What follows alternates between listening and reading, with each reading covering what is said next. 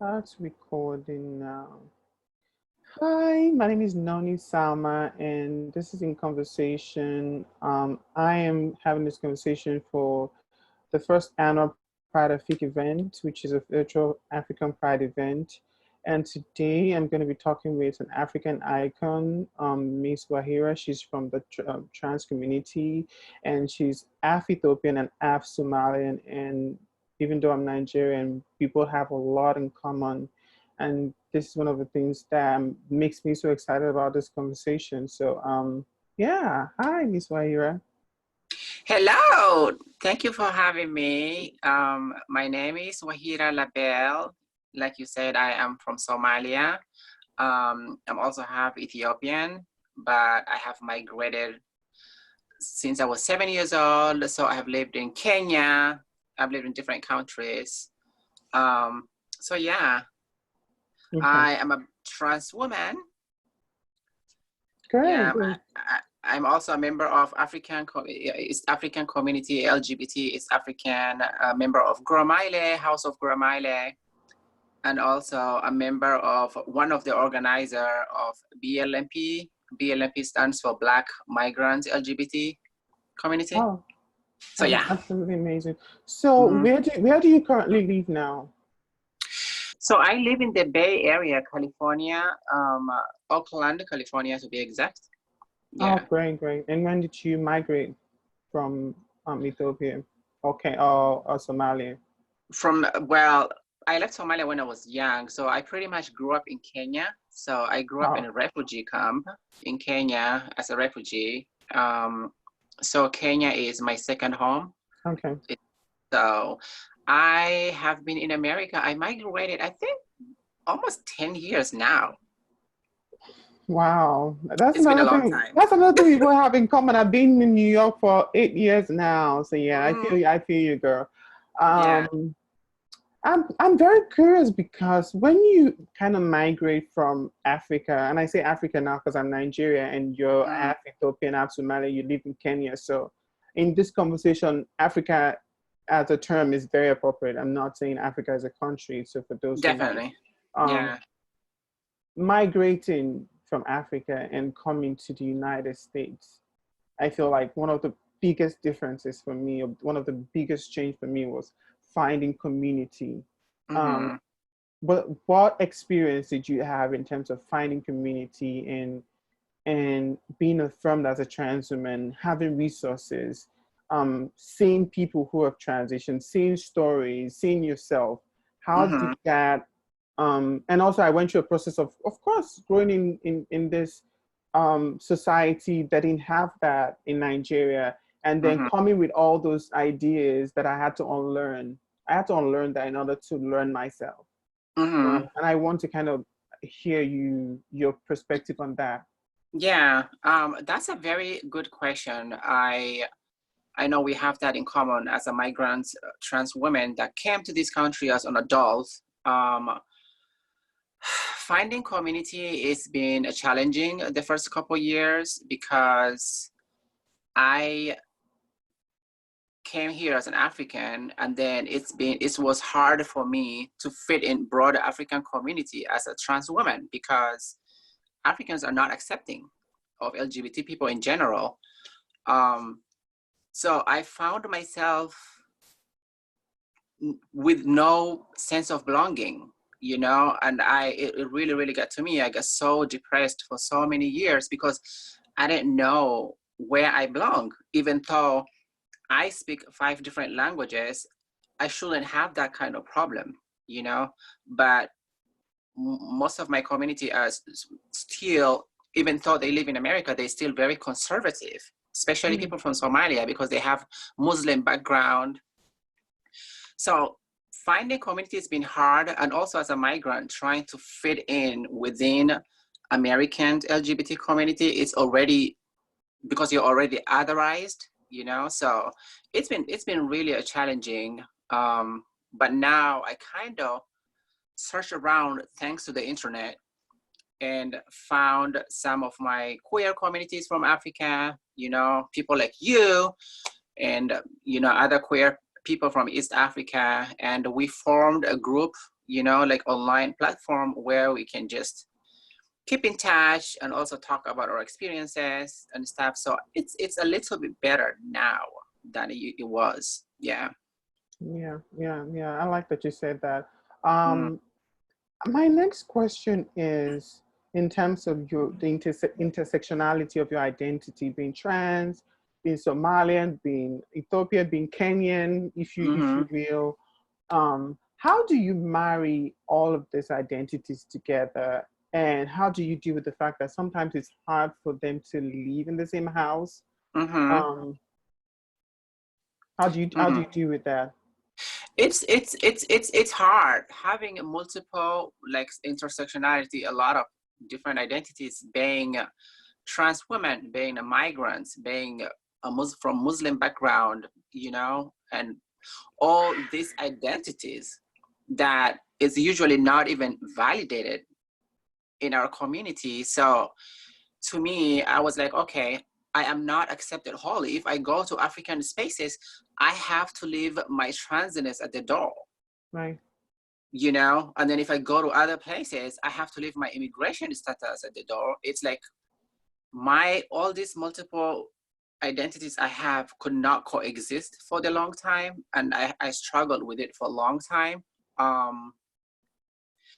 But now I'm just now learning that, you know what, my intersectionality, all these identities I have are actually my strength. I turned that negativity into positive. I say, you know what, I speak all these languages. I'm African, I'm Black, I am trans, I'm Muslim. All these things that people don't validate, I'm gonna wear it like a jacket and use it as a protection, because they are all that what makes me Yeah. me. Yeah. That's Absolutely. a whole me. So I try to avoid to go in spaces where I have to leave any of my identities at the door Yeah. anymore. So Yeah. yeah, I that's a really I good question. agree. I agree, and I thank you for saying that because that's for me personally that's inspiring, and that's something I always struggle with. Mm-hmm. Like you said, I grew up in a Muslim family. My father is a staunch Muslim, so Whew. Yeah. yeah, there's a lot there, and it's hard for you to. For so many years, I thought I was the problem. Um, because first everyone is different from me, and I Right. have to be the problem because I'm the odd one out, Mm-hmm. and being here, and I've been doing the work of unlearning that, and I'm still doing the work of unlearning that, um, Right. through therapy sessions, through words of affirmation that I constantly do for myself, but also through transparency. I allow myself know when I'm kind of regressing, and I allow Mm-hmm. myself know when, oh, this is like the whole habit that I'm trying to leave behind, and I'm trying to also. So I'm curious, like for you, because I know that for you to be who you are now, there's a lot of work that you've done. Right. Um, Coming from that background, African Muslim girl, I know there must have been a lot of work that you did in Yeah. how, Yeah. because people see trans women or they see trans folks, right? They just think that, oh, boom, boom, bam, microwave, ready, Mm-hmm. boom, bam. And it's Right. not that. It's There's not a that. whole lot of sweat, blood that goes through the That goes process to, yeah, before just you to be become yourself. this amazing woman that you are. And I want you to kind of unpack that. What did you like go through a lot of therapy session, and therapy, everyone needs therapy, so it's Mm-hmm. not. But as Yeah. trans people, in order to cope in this world that says we don't deserve to exist, we Right. have to kind of armor ourselves to be able to Right. do that. And I want to Exactly. know, what are the things that you did to help you get to this point, to further Yeah. affirm yourself? Maybe it was a mother figure, maybe it was a therapist who you Mm-hmm. constantly saw, maybe it was a house that you had. Some people have like a chosen home. Like, what did you do? Where did you go to get that source from? Yeah. No, that's a really good question. You know, for the long time, I believed what people used to tell me because I have been invalidated in so many spaces, and I kind of believed it. And I was like, maybe I'm not valid. Maybe I don't deserve to be successful, or I don't deserve, maybe all these things are me. But then eventually I started thinking, I was like, I need to start healing process. For to start healing process, you have to first validating yourself, right? And I said, like I said before, I think all identities and my immigration experiences and being Black trans and all these things that people think it's evil or just demonizing it, for me it's something unique and it's strong, and it's like a strength. So I have learned how to create my own world and exist, and to not really ask for validation anymore. I'm just like, you know what, I'm a unique individual. My whole identities can coexist. This world is big. I would fight for my right, and I mean, it all started with like really accepting myself. Right. As soon as I started accepting myself and just looking in the mirror, and I said, look at myself, and I said, I am brave. I get to this country all by myself. I crossed borders. I lived in refugee camps. My experiences are unique. That is what makes me strong. So I think that's also, so revisiting my experiences is also a therapeutic for me, and also a process of healing and self-acceptance. You know what I mean? And also my grandmother, she passed now. She used to tell me, she's like, you know what, baby, if you don't have, because I said, Grandma, I don't have a tribe. Like, I don't know where I belong. And she said, baby, you create your own tribe. Wow. That one word she said to me, she said, you create your own tribe. That word. And that's it. It's a metaphor for just even being trans, girl. And that's it. She said, create your own tribe. Because tribe is where you feel loved and accepted. And now I have my queer Africans, migrants like me, like you, that we have the same experiences. I don't have to leave my accent, my African accent at the door. I don't have to leave my immigration status at the door, So now I accepting yourself and loving yourself, and that's how the process of healing and also, getting to this point works. Yeah. I love what she told you about you creating your own tribe, because as a trans person, there's this scene in Paris is Born, in the documentary by Gina Livingston, where there was a beach scene where there's two trans girls. One had just had gender affirming surgery and it was the first time in bathing suit, and she was like leaving, and she was just like, and then she was singing this song, I am who I am. I am my own creation. And I just thought, oh my God, that was so powerful. And you see a lot of trans folks taking their own. My dad told me when I was coming to the US, I hadn't transitioned at the time, and he says, you are taking your destiny into your hands. And even though it was talking about me relocating, when I look back now and my journey, that's pretty much what I did. I took my destiny into my hands. Yeah. And I am my own creation, in the sense that I have always been who I am, but I determine what my world looks like. I determine who I am, not what the doctor said. Right. And I feel like when I see it, any trans person, I see a descendant of that. I see that person who has taken their own life, into their own destiny into their hands. You know what I mean? I see a god and a goddess, and I'm not saying in a luxurious way or in a superficial way. I mean it. No, for the what the strength. word. I mean it for what the word entails. We have just. Can you imagine waking up in the morning and knowing the whole world is against you, and you still have to be yourself? And you still have to walk out of the door. And you still have to walk out of the door and looking this gorgeous and pretty, Girl. that's a strength, and that's why Mm, people need to think of the strength we have. mm. Instead of demonizing us, they should actually say, wow, you guys are brave, Yeah, you know? absolutely. Yeah. And Yeah.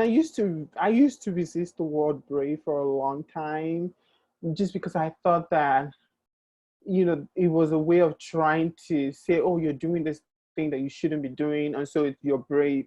And I wanted to reject it because I felt like I'm not being brave, I'm just being myself. And then I Just had to deconstruct what bravery meant. And bravery simply means that um that even when something is fearful, even when you can lose everything, even when the stakes are high, that you still do it anyway. That right. bravery is That's not what the bravery absence, is. it's not the absence of fear.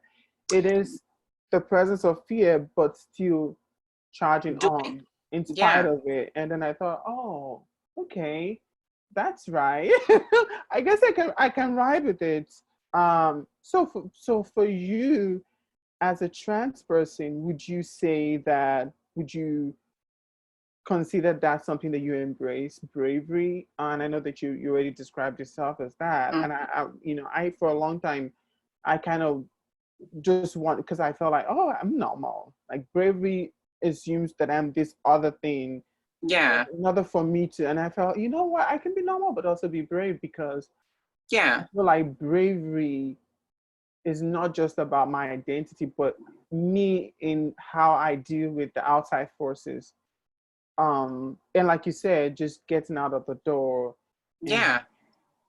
just Y- going into the world every day. I feel like Yeah. that's what the bravery is, right? That's what it means for me. And I kind of Bravery, feel, yeah, bravery is, I guess it's, I think definition can be also different. But for me, bravery is standing up and be myself and not falling for people that are trying to invalidate my yeah, existence. yeah, yeah, yeah, And that's bravery for me.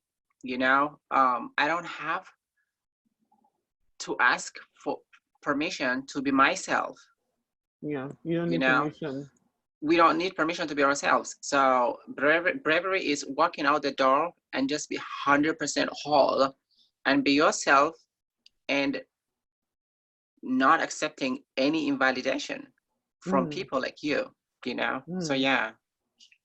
Yeah, so my quick question, what do I always think of, because we go through a lot of challenges being trans, Mm-hmm. even when we fully are embodied in ourselves, that sometimes the world still sets us back in how they treat us. And no matter how comfortable you are as a trans person, you always, maybe it's the legislation, the precedent, is always passing bills that impacts the trans community negatively. And that Mm-hmm. alone, I feel like, can weigh on the community. You know what I mean? Like, even Yeah. though you might be privileged, you might be cis passing, you might have your own income, you might Yeah. not be the average trans person that's struggling in that way. But when you see all of this messaging, that it can be daunting. And I'm always curious, as trans people, that we should always find ways to find joy, to seek joy. Yeah. and Definitely. and I want to know, what do you do to always make sure that joy, you have joy, because we deserve joy too. And I think that sometimes we always forget, like having a morning coffee for me sometimes is joyful. Just the ting of the Mm-hmm. coffee, just the process of making the routine. It's like love making to me. It's like, ooh. Or just a morning sandwich, or maybe music, listening to India Beautiful. Ari. This days from India Ari, I find a lot of joy in listening to India Ari, and I'm I curious what love that is. India Ari. Yeah, Yes. very spiritual, very healing. Mm-hmm. What is that for you? What's joy for you? For me, joy is, like you mentioned, this administration it's been invalidating our existence. And I know too, as a migrant, Yeah. Oh my God, girl, and that's also as another thing. It's like being black, being being black. migrant, being trans, we are everything that this administration hates, right? Yeah, absolutely. Everything about us, me being from Somalia, you can imagine, right? So everything about my And then you identity. add the Muslim part. Even though I'm not practicing Muslim, right? It's like sometimes it's that rubs off on you too, you know. Yeah, all of it. So that's what I'm trying to say. Like everything we embody is hated by this administration. Yeah. You know what I mean? So in that, knowing that, this is where the bravery come in. Like this is, you have to be stronger than any average person in America. Hmm. You have to have that superpower of existing and also trying to find joy, you know. Like you said, I love nature, you know. Everywhere I live, I always make sure I live close to water because I'm a water sign. Yeah, yeah, yeah, yeah. My zodiac sign is Cancer. My birthday just Oh, passed. I'm Hmm. Gemini. Mine was You last Gemini? month, June 8th. Yeah. Yeah. So yeah, I love water, you know. You can just drop me by the water and leave me there. So I'll be you take fine. showers a lot. I take showers a lot. I sit by water a lot. It really Hmm. puts me and just calms me. The water, just the wave. So I live right by the lake. Hmm. Like it's a walking distance away from my house, and it just gives me peace. So I think that's what gives me joy, you know, sitting by the lake and just enjoying nature. I love Yeah. nature Yeah. and I love music. I listen to a lot of Ethiopian and Somali songs when I feel like getting connected to home in a way. So music really takes me that, you know, in that Yeah. route. Yeah. Yeah. Yeah. But yeah, that's my joy. Cool. So your video that you sent me you sent to me today, I kind of want you to talk about that a little bit before we round up, because Hmm. that was really heartbreaking. And it also like circles back to the conversation about marrying your Africanness to with your transness and how one always clashes with the other. And most times it's always the African part that Hmm. clashes with your trans part. And Yeah. I wanted to kind of talk about that event a little bit and how that made you feel. Whew. Thank you for asking that. That has been haunting me for a very long time. Like I said in the video, I speak 5 different languages, and I love using my language skills to serve my community. And I am often at the African conferences, you know, when they talk about health issues and housing and immigration. So I'm always there to Mm-hmm. celebrate with them and also help the community because, you know, I'm part of the community, right? Right. So this last conference, it's been very hurtful because after they used my language skills and I did most of the work in the conference, towards the end of the conference, when we are supposed to be celebrating, no one wanted to take a picture with me. Oh my God. And when I try to join a group photo, I notice people are shifting away from me because they're Muslim or because they're from Somalia or because they're from Africa. So they did not want to be seen with me in social media in the photos. And I noticed that. And I said, but I am the most important person in this conference. I made this conference happen. How dare you? Yeah. You know, you should be honored to take a picture with me. Like, look at me, you know? Yeah. But like I said, we have a very long way to go I'm so as sorry that African happened. community. Yeah. Yeah, I am still healing from that rejection. And But that's at the also end of the day, the deep rooted transphobia that's in the community, right? And it's they want to use your voice, they want to use your message, they want to use um the positives, but then exploitation. they want to Mhm, exploit you, but they're mhm. not interested in It's your exploitation. transness. Yeah. Yes, and the saddest part is a lot of Africans that were there at the conference, they didn't speak the language. So I speak 5 different languages. I had to separate everyone in group and translate Mm. everything for them. So they used me, but then when it's time to like celebrate, no one wanted to celebrate with me. So I'm Yeah. just like, oh, so you use my language, you use my language skills, you use all my energy, but you don't want to be seen with me. You Mm-mm. know, we have a long way to go. It was a very Yeah. emotional day for Yeah. me, but I'm learning, you know, I'm also healing from it. Now I'm I so sorry know. that happened. I'm so Hmm. sorry. Yeah, Yeah, yeah. but I'm hopeful that with events like this, with conversations like this, with involving people, allies in and getting more eyes to hear our stories. I hope it changes because we have I to hope so. change. Hmm. We cannot keep doing things the same way. We cannot No. exclude some people and say, oh, you're African enough. Oh, now you're not African if you're bringing your transness to the table. Um, Hmm. we cannot do Hmm. that. And I'm happy It's you spoke erasure. about it. Yeah, it is Yeah. erasure. I agree. Yeah, It's yeah, erasure, and I think we need to do better. I think like this conversation is so healing for me at the same time, because the more I talk about it, the more I share my experiences with a fellow trans girl like me that we share the same kind of yeah. experience. It's also a process of healing for me, you Hmm. know. I love my people. I'm African. They're not going to take my identity away from me, you No know. way. I'm a Mm-mm. proud African, you know.